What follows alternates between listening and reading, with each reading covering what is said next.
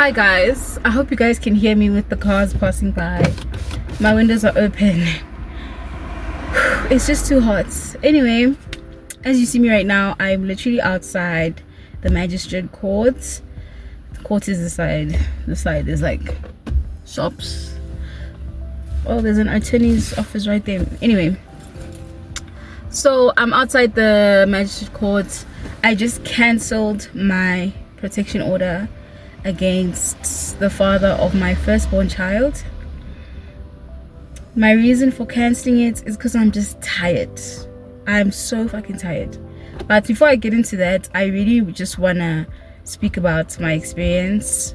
Firstly, filing for protection order, and secondly, attending court.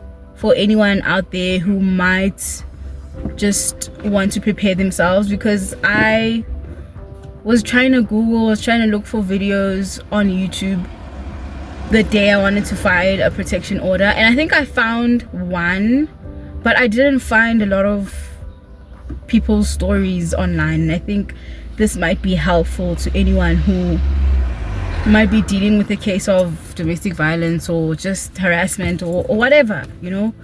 So I'll start by saying some people know my story with the father of my child, my first child.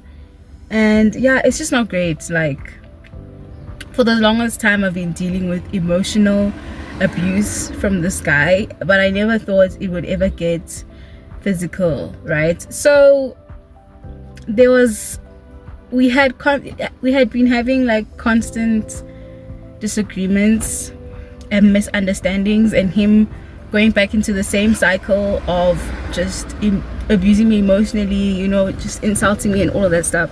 So there was a point where I reached my final straw. I think it was this year around June or July, and I told him, I was like, you know what, I think for the sake of our co-parenting relationship, you can only get access to your child once you go to court and get a parenting plan. Because I had been suggesting the parenting plan, and clearly as a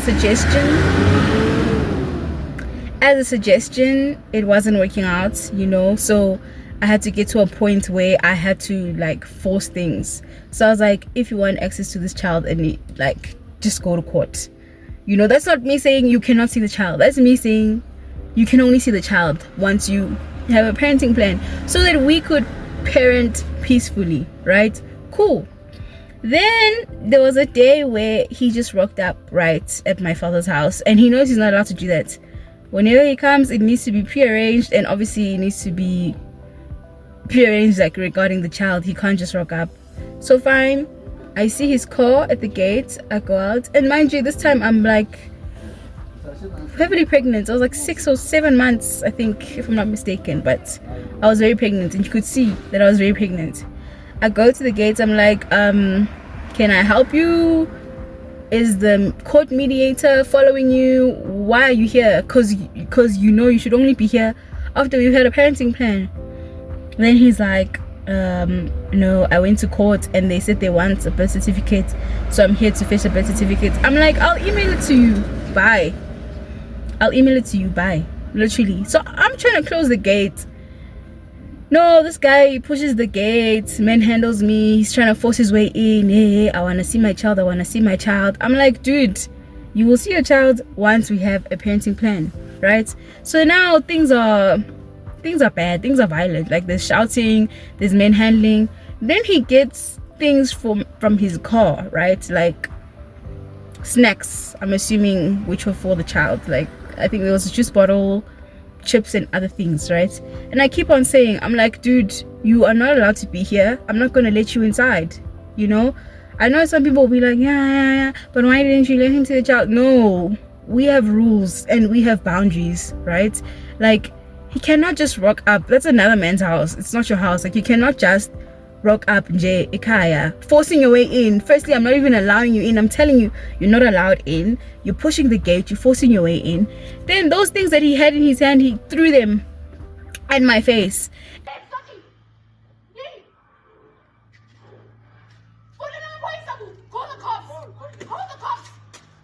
Oh my gosh,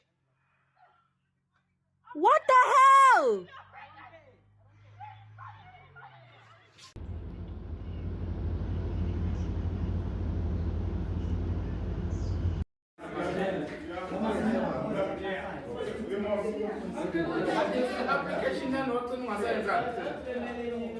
And I was like, wow, okay, so we're getting violent now, you know.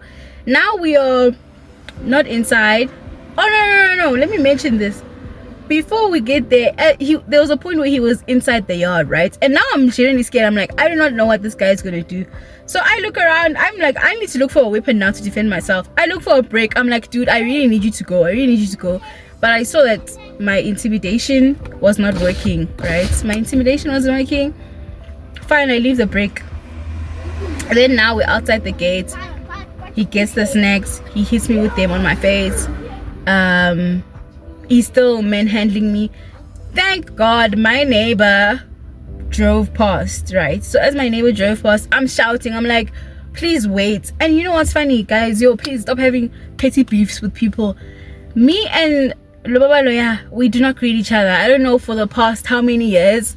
We just haven't been greeting him. He hasn't been greeting us. Like, there was no necessary beef. Like, I can't even say why me and that guy never greeted each other or never waved anything. And I used to be friends with his daughter, right? So I don't know, maybe it was just a weird like inherited beef, I don't know.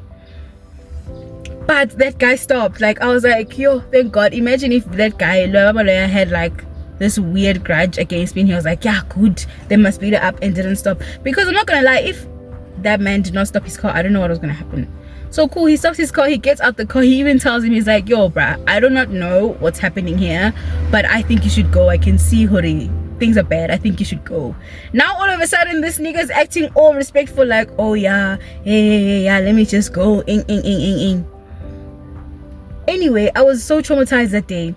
I was so traumatized, like, okay, let me not cry. Anyway, yeah. So, and I think, you know, I can't even blame it on hormones, because shit did get violent, right? But I'm just like, how can you invade my space to that extent, you know? And now it's a buildup of all this shit this motherfucker has put me through, you know? And I'm just thinking, like, why do you have to put me through all of this? Why can't we just go to court, get the protection order, get the parenting plan, and co-parent peacefully? Like, I don't need all of this shit. I really don't.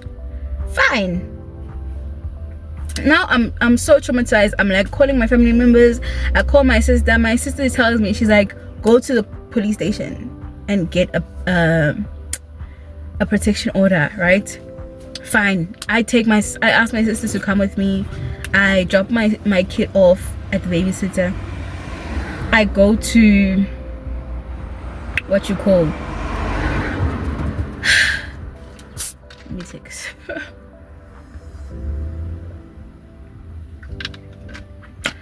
I go to the police station, not even knowing that they're gonna turn me back. So when you wanna get a protection order, don't go to the police station, go to your nearest magistrate court. That's where you apply for a protection order with the court clerk. So I was sent to the domestic violence section. I'm assuming that's where you go if you're dealing with issues like, yeah, if it's like a past boyfriend, a past lover, things like that. So fine, I was turned back. I had to go home that day, but first thing the next day in the morning, shout out to my friend Quicks, who was like, I'm gonna go with you, and I don't know what I would have done if he didn't come with me, because it literally took the whole day. Fine, he came with me to court. I went to the court clerk. She was actually very nice. She explained how I need to fill out the form. And the thing is, they do not just look at physical abuse, they look at emotional abuse as well. So she told me to highlight issues where he's been emotionally abusive as well, and I did that, right? Fine. So firstly, I got there, took the form, then went home, because she advised me that you need to take the form and go home and fill it out. Like, you shouldn't be in a rush when you're filling it out, and you should have a clear head so that you can like write things down accurately and write all the details. So that's exactly what I did. We went, sat down, filled everything out, then fine, we came back. and then we had to wait for the I think the magistrate had to approve it or something. So they first give you an interim protection order, then we had to take it to the police station, right? So I couldn't even go to police station in my area. I had to go to police station in his area so that they could accompany me to drop off the protection order. That took the whole day, guys. I got home at 9 p.m. right? I'm just gonna wrap everything up regarding the police station and say I got home at 9 p.m. The next part is the part I was not prepared for, because they give you a court date, right? So I'm thinking, yeah, it's just gonna be one court date. Like, we go to court, it's either they give like now a permanent protection order or they don't. We go to court. When we went to court, now they ask for his side of the story. Fine. Then they give you another court date. Fine, they give us another court date. When we got the other court date, now they're asking for my side of the story. So now the issue is, by the time we went back for the second time, now I'm like pregnant. Like, I am like now by last days. And I even told, yo guys, I'm sweating. I'm sweating, it's so hot. Oh damn, I switched off my car.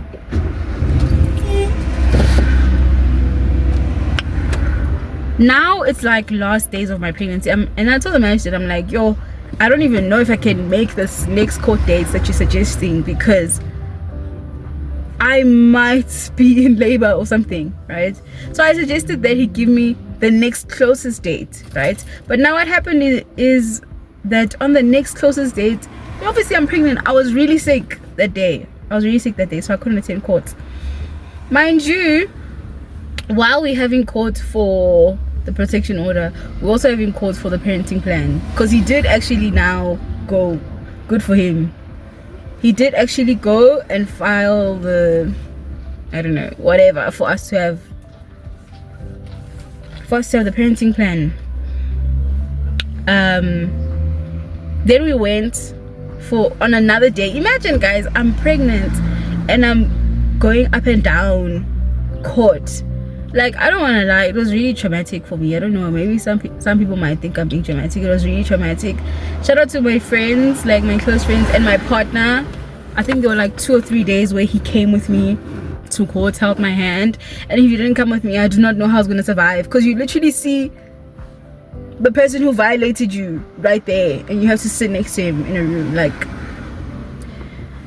anyway, fine, we went on a different day for the parenting plan. Luckily, when you want to file for a parenting plan, like, it's much quicker, you know, you just get 1 day and you just discuss everything and you agree and it's done. So on the day of the parenting plan, we went and then we finalized everything, even though clearly he seemed disappointed, because I don't know if he thought maybe the court can force me to change my child's surname into his surname, which has been the cause, I would say, besides just him being a weird person, but that has been his excuse for this weird behavior. Like, whenever he has his tantrums or threatens to not be in the child's life, he claims it's because the child does not have his surname.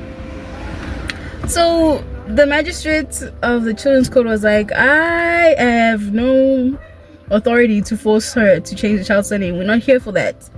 We're here for the best interest of the child, and that's for you guys to figure out when you're gonna have visitation, when the child is gonna see his father. And that's exactly what I wanted. I was like, I just don't want to be bothered anymore. I just want to know, Hori, 2 weekends he goes to his father, holiday he goes to his father. I do not want to be inconvenienced, you know. I don't want someone to say I'm coming on Friday, then on Friday say I'm not coming anymore, whereas I've made plans, you know. But anyway, let me not rant, that's now a different thing. Cool, fine. So the last time I went to court, I told the magistrate, I was like, I'm not going to be able to make courts because you guys keep, because I didn't say that. I was like, because I'm very pregnant and I might be in labor, or I might have a 2-week-old baby. So the reason why I'm here today is because this guy's sister keeps harassing my family, telling us that our next court date is tomorrow. Firstly, it's not your responsibility to be telling us about court. Let's start there. The court is supposed to inform me. And secondly, you guys said you don't want to be involved in the child's life. Oh my gosh, I'm skipping parts. I'm literally skipping parts. So after we finalize the parenting plan, like, which is literally the solution to our problems, you guys see that this guy just doesn't want to be a parent. It's a solution to our problems. We've done the parenting plan. The law has stated what we both have to do when you have access to the child. And now, after that, he sent me a lengthy voice note telling me that, yeah, in the 30-something years of my life, this is the first time I've come to court. I don't have time to be busy going up and down in courts. I have things to do, blah, blah, blah. So honestly, I'm just done. I don't know why you don't want to change the child's surname. This child is gonna suffer. Hey, hey, hey. The child is gonna be strung up on drugs. He's basically cursing his child, saying because I don't want to change the child's surname, the child is just gonna have bad luck and spiritual what. He doesn't even know how that shit works. But anyway, that's another video. That's a series of videos. So he's basically like, yeah, I'm done. I don't want to be in the child's life anymore. I'm so tired. I was like, okay, good riddance. I know it's unfortunate for my child, guys. I don't want to lie, but I was so tired. I was like, okay, you better keep your promise that you're not going to contact me again, because I'm tired of you guys. I'm literally tired of your shit. Don't contact me again. You better keep that promise. Like, and he kept texting me on my sister's phone, texting on my, I was like, you're blocked on everyone's phone. Stop texting me. That's it.